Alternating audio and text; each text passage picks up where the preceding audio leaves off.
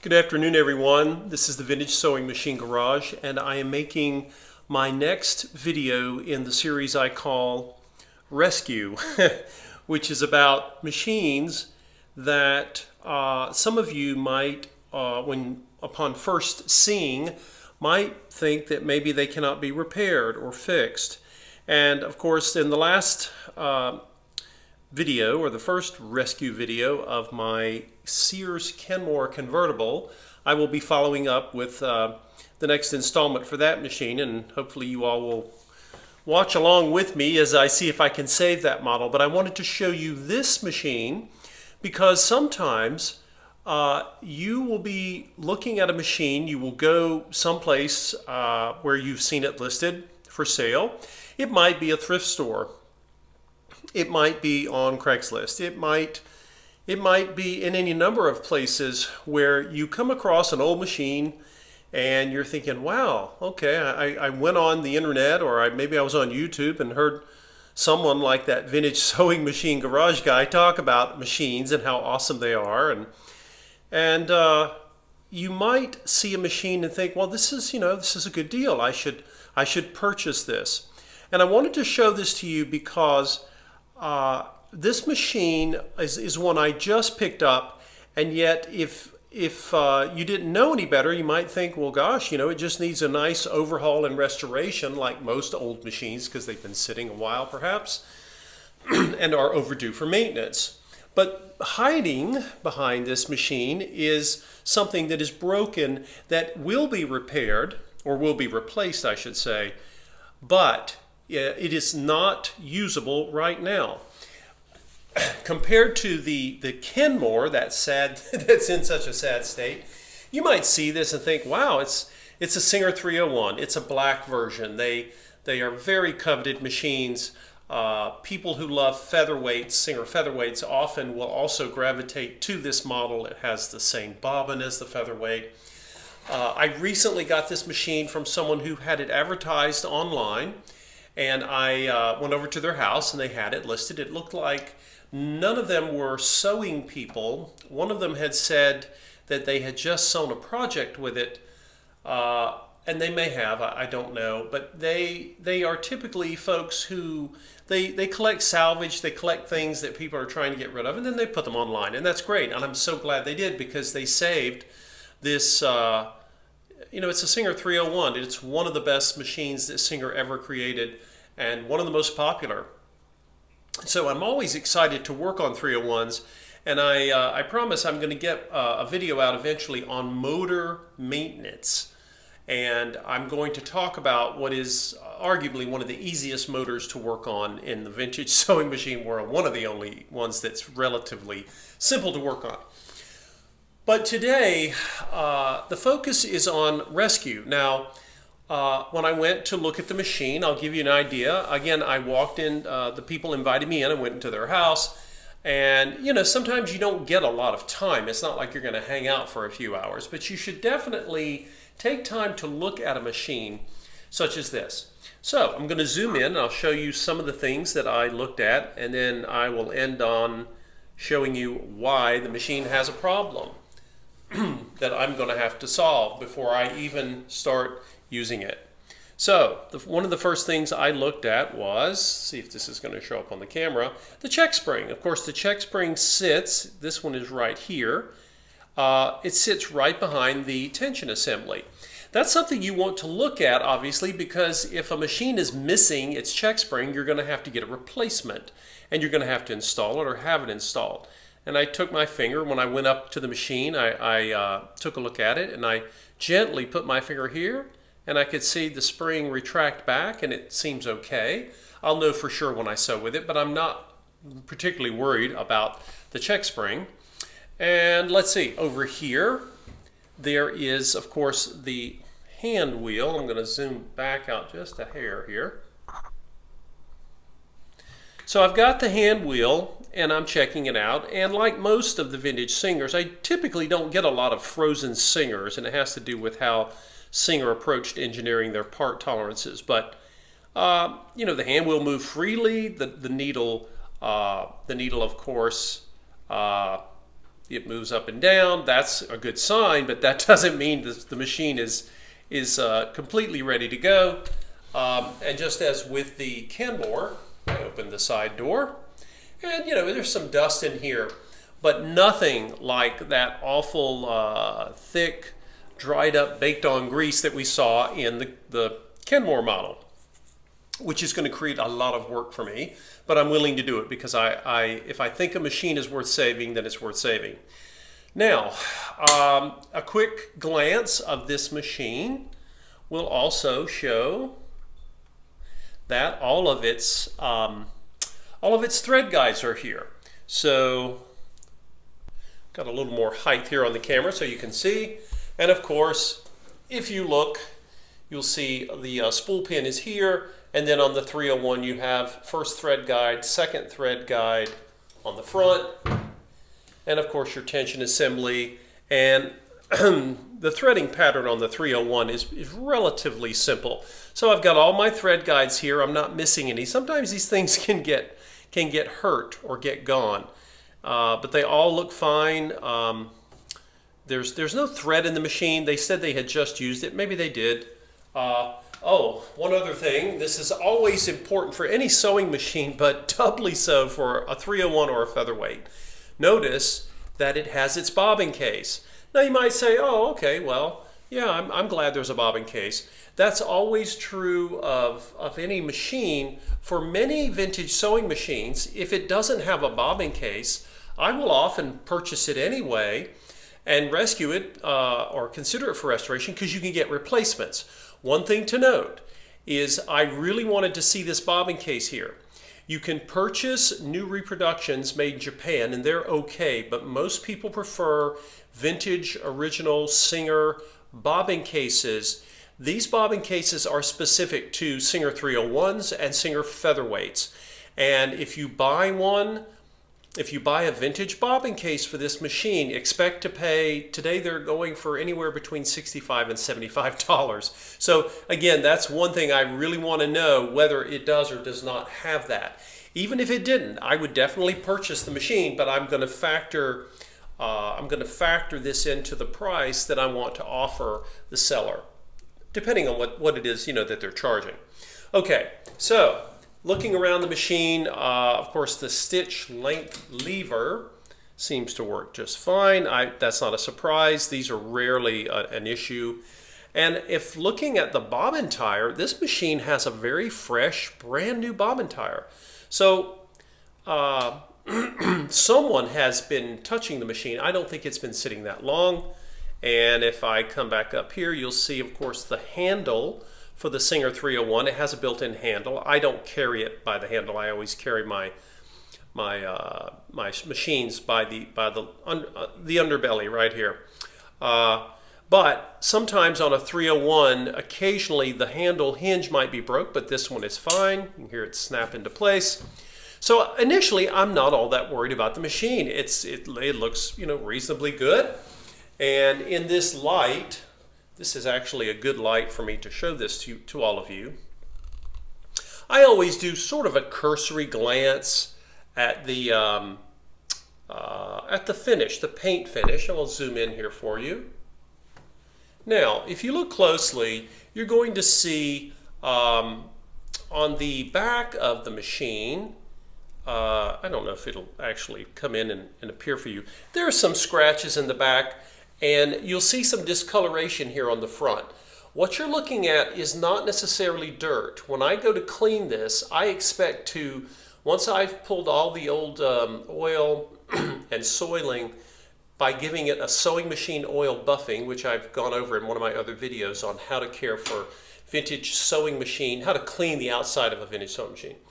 Once I'm done, I'm still expecting to see what you see here. Notice it's darker, it's more black in some areas, and then you see this kind of a tinged area. That's actually not dirt. That is the lacquer clear coat that was used to seal the original black lacquer paint with the decals underneath. And that is something when this should have been in the cleaning video, quite honestly, but you don't want to scrape this off. If you do, you will end up doing it all over the machine, and you'll have to sort of leave the decals with a little bit of an island of this stuff. Otherwise, you'll take the decals off. And it's my experience that the best thing to do is to simply buff it, clean it, and allow it to be. This is part of the provenance, part of the the patina of the machine. And so again, I have no intention of removing this, because if you do, you have to do it for the whole machine, and you could risk your decals. So far so good. I am not seeing anything unusual. I even go underneath the machine, and you will see that it still has its rubber feet. Now, you can get replacements for these feet, believe it or not. You'll see two on that side and two over here. They're sort of a gray rubber. Very often these things are totally dry rotted, and sometimes they've actually collapsed into the screws that they're mounted in. But no big deal. I could easily replace those. Again, not worried. But the thing that I noticed about this this machine, and this is really important for understanding why I'm calling this machine a rescue, is the foot pedal. Now what you see is a Singer button style foot pedal. These are very common to all of the vintage Singers for quite a few years. They are one of the best foot pedals ever made. They are the only foot pedal that I will routinely service. But this particular pedal is not going to be used. Now, when I went to see the machine, the owner said that they had been using it. They said, feel free to plug it in, and they seemed very confident, so I plugged it in and I tested it. The machine seemed to run. One thing I noticed is that it was sitting flat. So I turned it over, and what did I see? I saw a foot pedal that has one of its 4 screws missing right here, and it's also missing 4 rubber feet. Keep in mind that all foot pedals, and I'll talk a little bit more about that when I do a video on foot pedals. Yes, I'm going to do a video on foot pedals, Lord. It's important that all of the electromechanical, the old style foot pedals, they need to have some clearance. They need to have feet underneath them so that there's air circulation, because they work by a form of resistance which causes them to build up heat. And so they'll get warm to the touch, not unlike a toaster sometimes. Anyway, I saw this, but I knew that, of course, I have spare screws. You can get replacements for them. You can get brand new replacement rubber feet for these things. So that did not initially concern me, and I'm used to that, because the rubber parts on old machines, they dry rot. Remember, it's a 70-year-old machine. What did prove to be an issue, and this is the reason you always want to take a close look at any machine you're going to purchase, and before you plug it in, before you start using it, kind of give it a once-over, like I just showed you that I was doing with the machine head itself. And on the bottom, this, by the way, is made of Bakelite. There's a Bakelite shell, like a little turtle shell out here. There is a Bakelite button, thus the name button style. There's also a Bakelite platform, and inside the machine, which I'll talk about in a future video, is a piece of porcelain that contains the mechanicals of this pedal. But for the purpose of this video today, what I really wanted to highlight here is the fact that there is something going on here that's not easy to see. And that is, there is a crack in this foot pedal. Now, these foot pedals are historically very tough, very durable, but some point in its life, someone dropped this pedal. I don't know if they dropped it, just they slung it on the floor to use it, which is a horrible thing to do, but people are sometimes rough with their possessions. And in this case, I suspect it fell. Now, whether the person that sold it to me dropped it, I don't know. They may not have even been aware.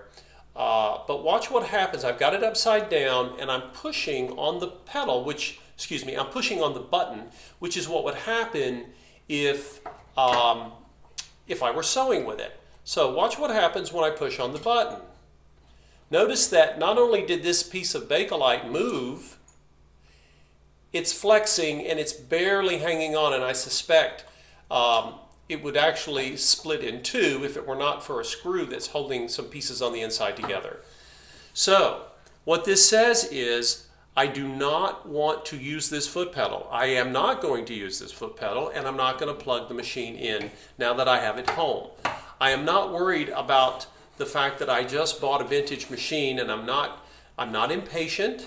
So I am going to take this foot pedal and I am going to salvage it. I am going to strip it for parts. There are some great screws here. There may be pieces inside. I'll take a look.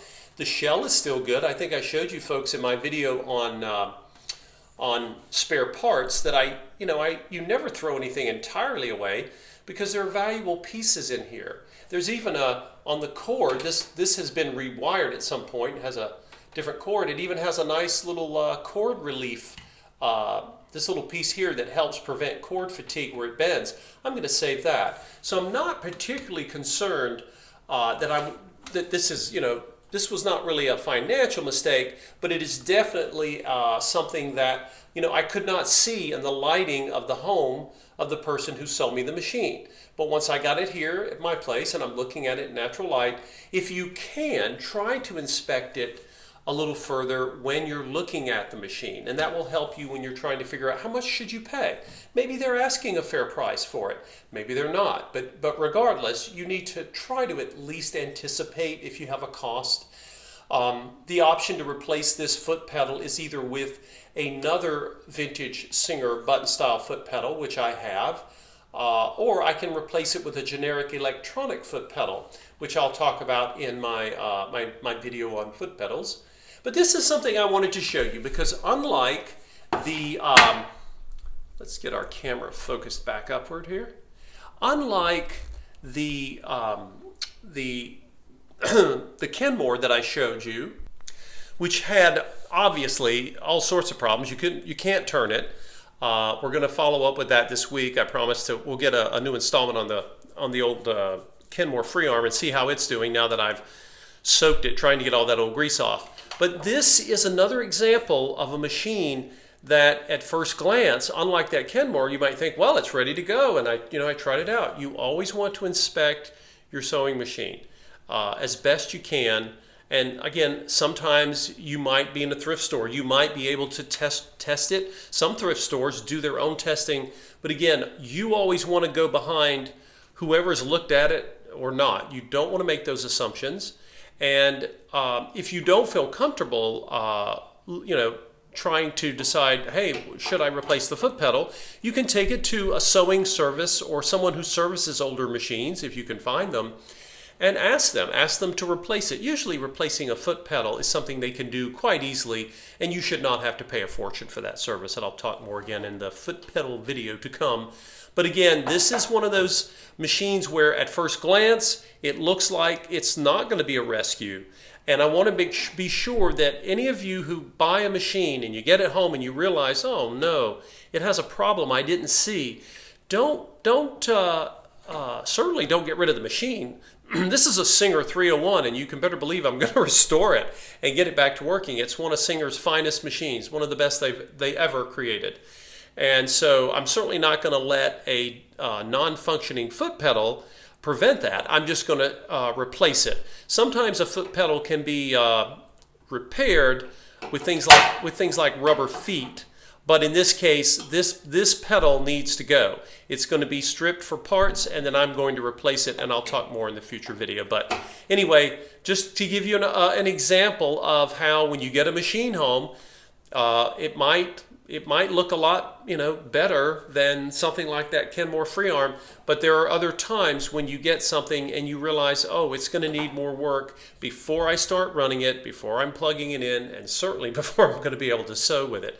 But don't give up and don't despair. Unlike modern consumer items, most of the things we all buy when we go to a store that are new, most of them are made like crap. I mean, let's be honest. Most of them are just, they're designed to break and be thrown out in a very short time. These machines were not. And so this machine has got a lot of life left in it, thankfully. But because of the foot pedal issue, it needs a new foot pedal. But that doesn't mean that this machine is not going to come back to life, and we're going to get her like new again, and she's going to sing and sew like there's no tomorrow. So thought I would show you folks this in kind of a contrast to the Kenmore, and I hope this is helpful for you when you're looking at machines, whether it's a 301 or any other machine. When you get something and it's not quite working, don't throw it away. Don't throw the machine away because somebody foolishly dropped the foot pedal. Start researching how it can be replaced, and I'll cover more of that in the coming future video on foot pedals, which I'll try to make as exciting as possible. But it is certainly an important topic. I so appreciate all of you watching and subscribing to my channel. If you have any comments on your own experience getting an old machine and what you've had to go through to not give up on your great vintage machine find because somebody did something usually unfortunate, and you really can't blame the machine because none of these foot pedals were designed to be dropped. So thanks again for watching, folks, and stay tuned for the next follow-up video, and I'll look for your comments below. Thanks a lot.